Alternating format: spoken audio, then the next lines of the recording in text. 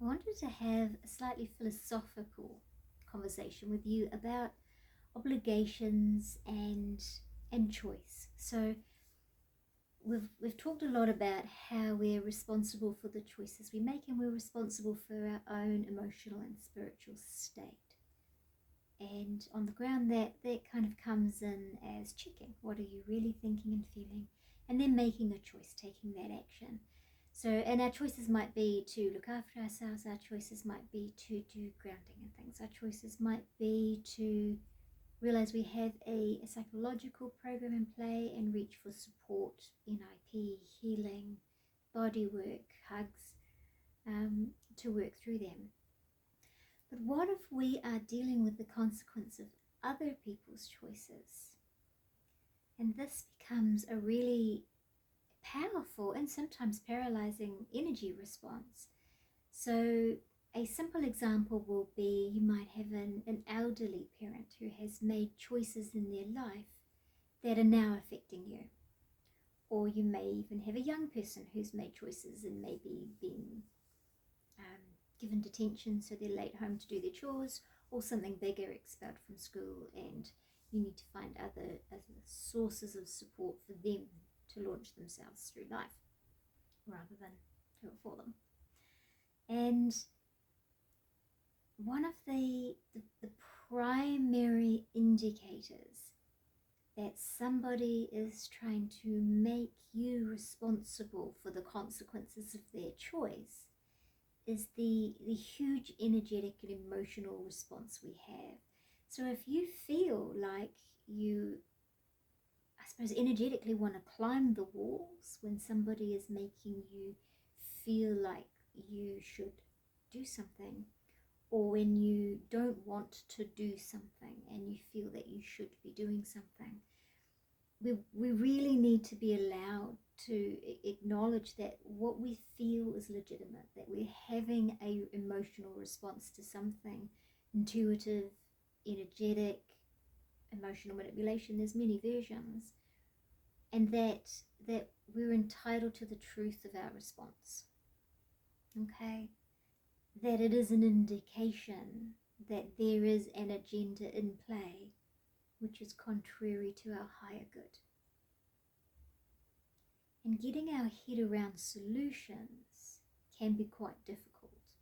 So from a spiritual perspective, the solution is that this is their journey and they're entitled to it, but they also do have to live with the consequence of their choices. So if they decided not to sell up and move to a rest home when they first became tired or retired, and then 5 years or 20 years later you're expected to rearrange your life to manage this for them now, that is unreasonable. Okay, they've made choice to have that independence, and the consequence isn't that you spiritually should then move your life out of the way for theirs. That isn't how it goes. On the ground it seems to be an expectation, but that isn't spiritually balanced. And a lot of our intuition is spiritual, so a lot of our feeling unhappy, or I'd say at unease about people's needs, is when they don't align. You know, it's, we love looking after each other, we love being available for people, we love it when it's aligned. It's easy. When it feels like it's unnatural, or it's the wrong person, or it's asking something of us which doesn't allow for our journey, then well, this is not natural. But we have this subversive program which is guilt and selfishness in the negative, where we're taught that it's wrong of us to choose our needs over another. And this is where the balance comes in. So we are not here to experience this life and receive our journey in a completely selfish, in the negative way. We are asked to be selfish in the positive, to look to our needs, to receive, to want to receive, to value ourselves. But on balance of that, we also have obligations of service. We are here to contribute. When we help somebody else, we feel better. When we are part of a work unit or a family unit and we're all contributing, we feel like a valued member. We feel that we should have rights and energy, but also that we're part of the whole thing.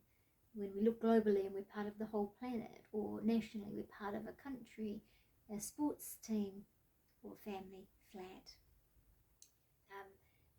This is part of our identity, and we want to contribute.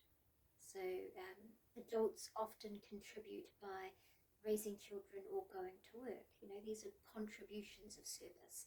Looking after somebody or volunteering is contributing service, but so is being in a paid job where your contribution is the tasks and the services to, in theory, the boss, but the services into the customers and the community that largely will benefit, or disservice if it doesn't benefit anybody. But those are usually criminal. And knowing that there's a balance helps us navigate that grey area where we're going, should I? And sometimes your value system will move. So sometimes the value system will include the word duty, and you believe it's your duty to do things. And on balance, that gives you value and it makes it a good thing to do. Versus abuse, where you're being tricked into doing something or tricking somebody into doing something that's not for their highest good, it's for your pleasure, desire. Sometimes we get pleasure from manipulation, sometimes it's because of the outcome makes us feel safe. So for me, all choices come back to integrity and intention, and that seems to be the best way to explain our physical response of distress when somebody's intention is to use our life force, our energy, our time in a way that is unreasonable if we are being asked to serve or to live through the consequences of somebody else's choice instead of them.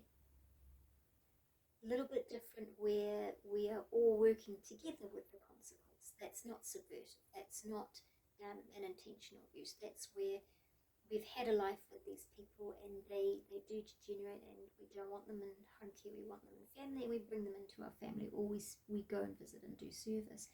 And that's the natural one in the middle. That's the natural balance where we part of our service is in giving back to those who cared, raised, nurtured us. And some resistance will be there if they did not serve, nurture, or raise you. I don't want to say raise you well, because we do want to honour the journey that we chose the parents for. But the rebalance seems to be in the honesty of not victim and blame, what happened to me, what did they give, or what do I want to give them or want to withhold from them.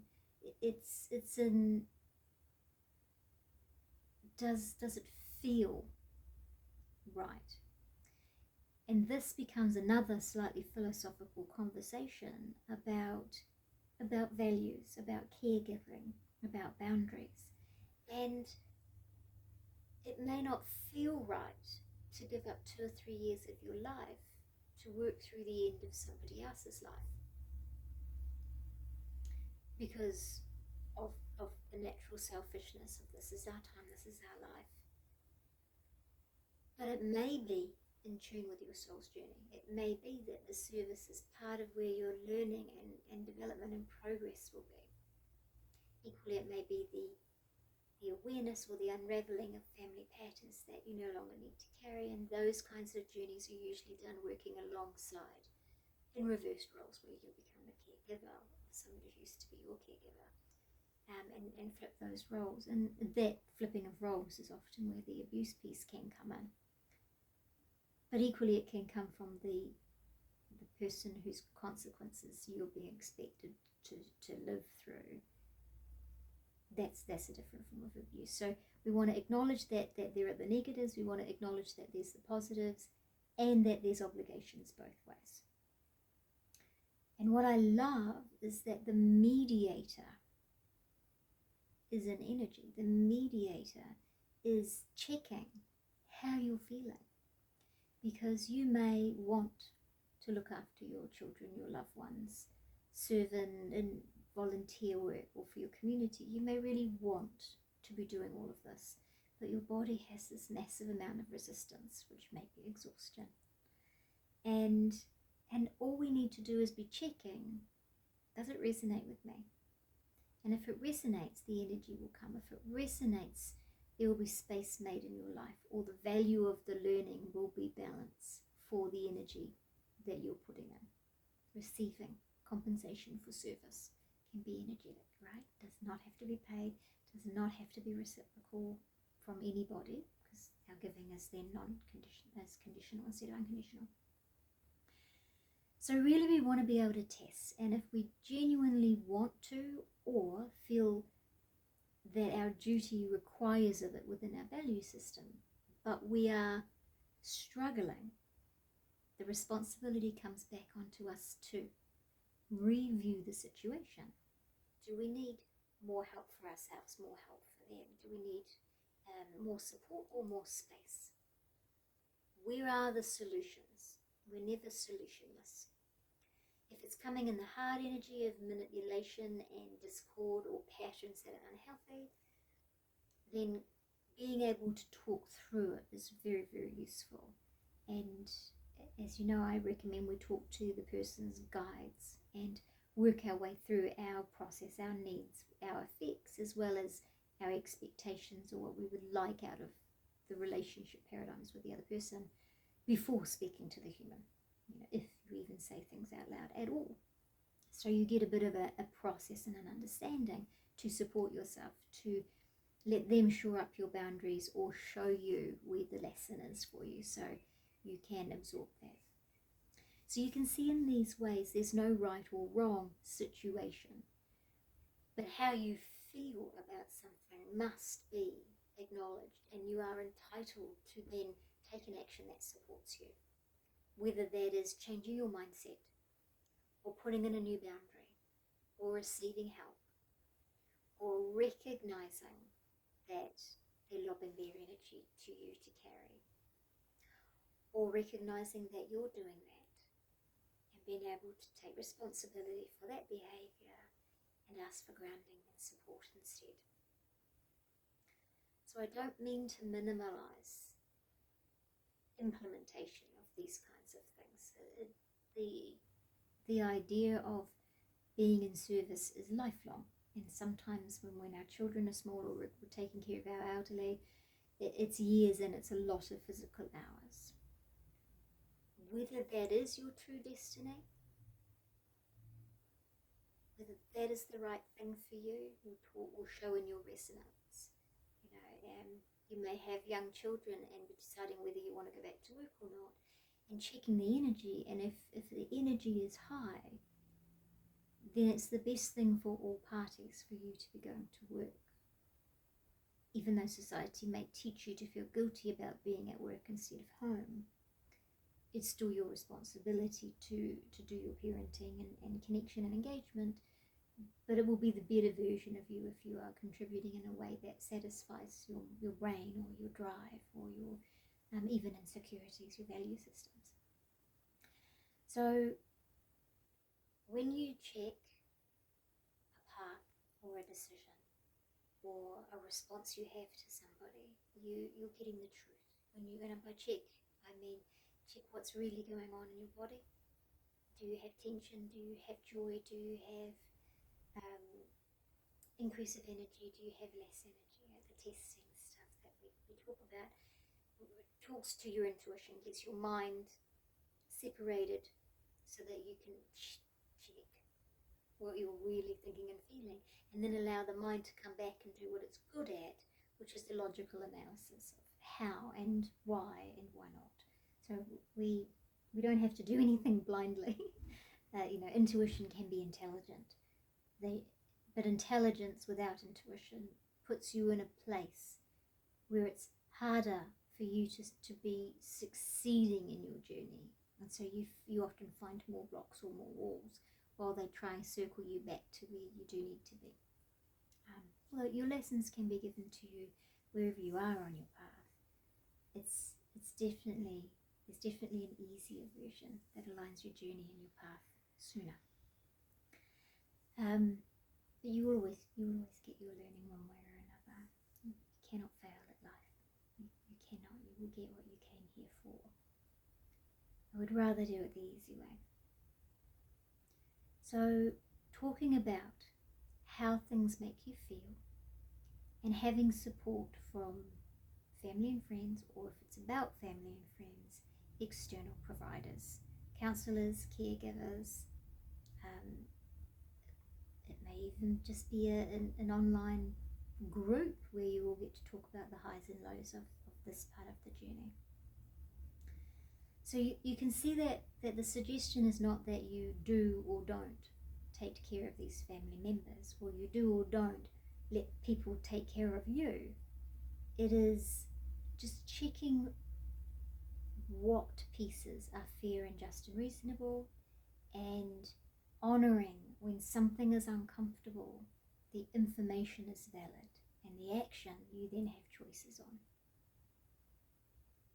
And the old energy, which was linear, which still uses the word duty and obligation, but the duty and obligation was to either subvert your needs for other people completely, or the opposite, ignore them and do only what makes you feel happy and easy.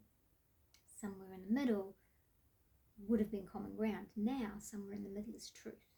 What is right and just for both of you is energetic. So we do want to trust their journey.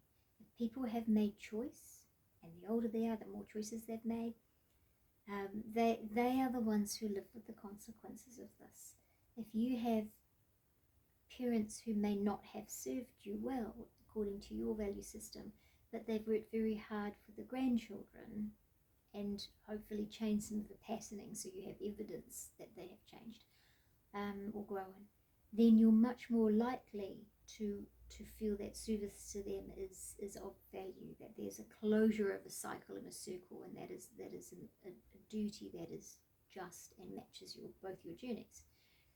Whereas if you've had parents or bosses who didn't look after you and chose their needs over yours regularly and wanted things to be their way because they couldn't handle their discomfort, because they didn't have coping mechanisms, they had defense mechanisms, we can honor the whys and wheres, but if their choices were relatively conscious, but definitely intentional, they intended to choose that thing, even if they didn't intend to throw you under the bus.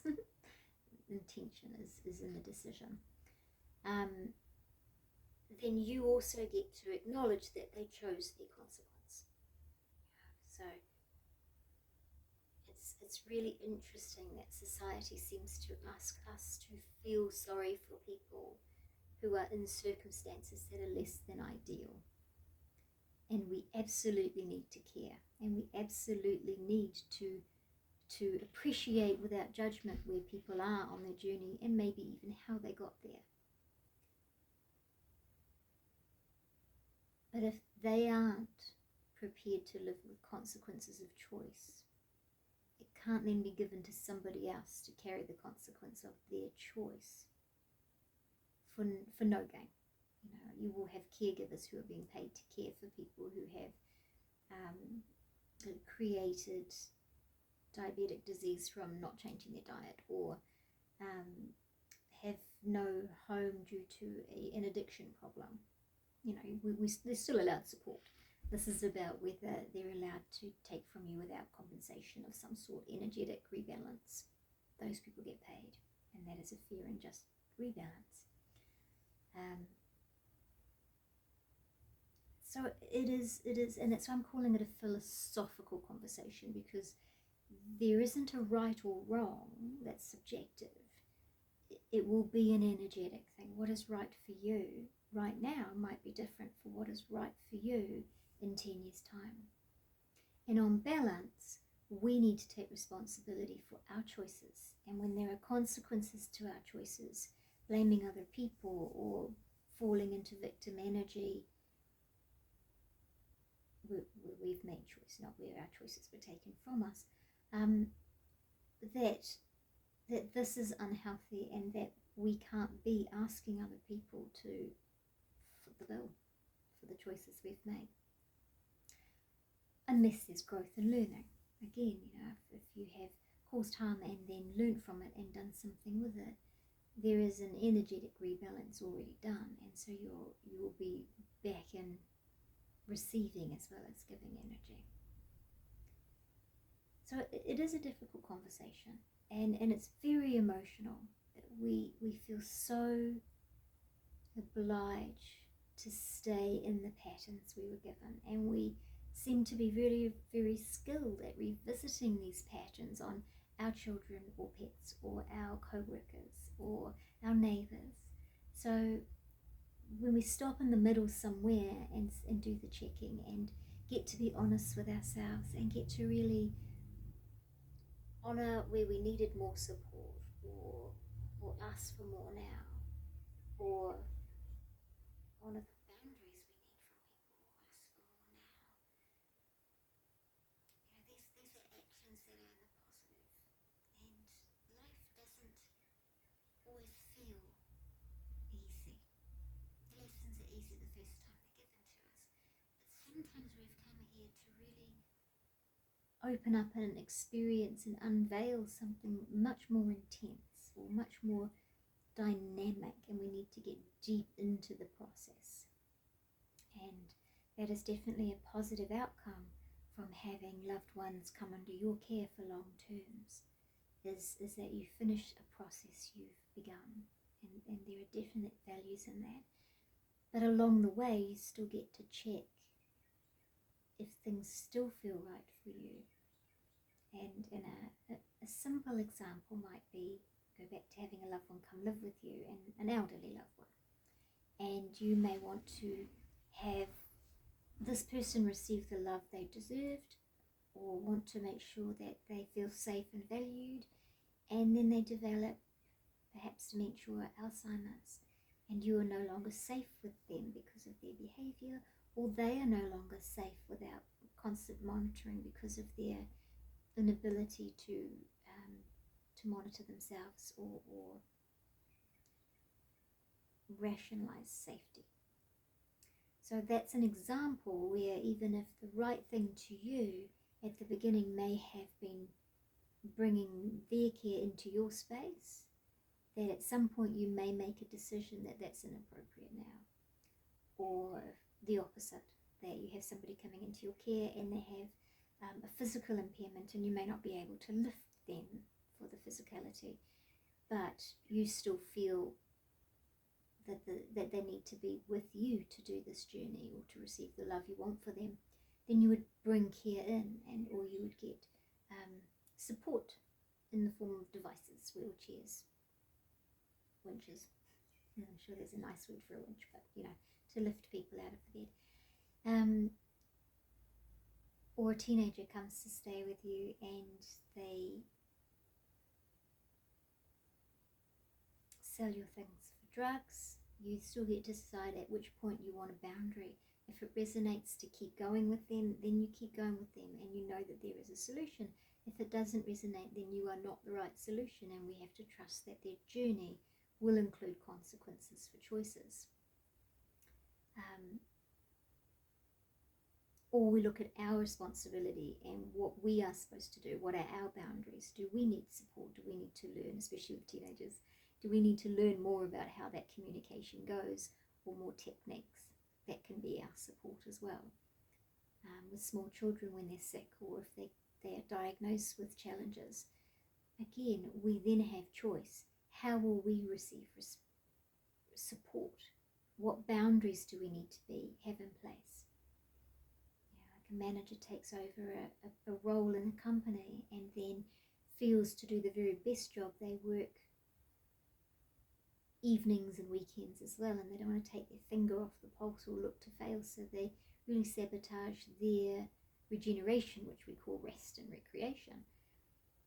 And so they need to learn a boundary of working hours, or the opposite. There's a project coming up and it requires more hours and more input, but it resonates. So you know that the outcome, or what you want to achieve, that extra service, that extra contribution is what's required, but it is the right thing. And you do it willingly, and the energy comes and the outcome feels beautiful. So every individual person and every individual situation is different, even if on the surface it looks the same, because of the reason for the relationship. Sometimes it's about learning what love is and what isn't, and getting out of abuse cycles. Sometimes it is about learning different ways to love people in spite of bad behavior. And so the answer tends to come in that resonance. Does it resonate? And if not, what's my next action? Do I need a rest, a boundary to change things? Do I need to look at my behaviors, my choices, my reactions? Because in all of these examples, we'll play all parts. Sometimes we're going to be the child, sometimes we're going to be the person in the middle, sometimes the receiver. And that's why I've come to it from so many different angles, because at some point in life we are all of these positions, but we get to choose the behavior. So when we're choosing our behavior, the consequence is ours. If we choose not to take responsibility from ourselves, and it alienates people from us, the consequence of not having people around is a consequence of our actions. The same as if people in life choose to not have people around and then ask their neighbours or a friendly volunteer or their children to come and keep them company. We need to look at whether that resonates. It's not your job to stop somebody being bored who chooses to not go and join a club, who chooses to not be nice to their friends and not behave themselves. But if somebody has an anxiety condition and can't go and join clubs, then that's not choosing. So every situation really needs to be looked at energetically. But it's worth discussing. It's worth looking at the pros and cons, so that we don't get stuck in our head and think we're crazy or unreasonable or selfish, or are allowed to be selfish. Sometimes we're being too selfish. Selfish in the negative means disrespecting other people's energy rights and journey. So I love talking about things that might be hard, that people don't talk about, because it will empower you to make the right choice for all parties by checking energetically and then working your way through a process of action. It could be talking to them or talking to their guides. It could be ringing healthcare workers. It could be giving yourself airline tickets for a holiday. The solutions will be varied and without judgment. None of this is about judgment. It's just about honesty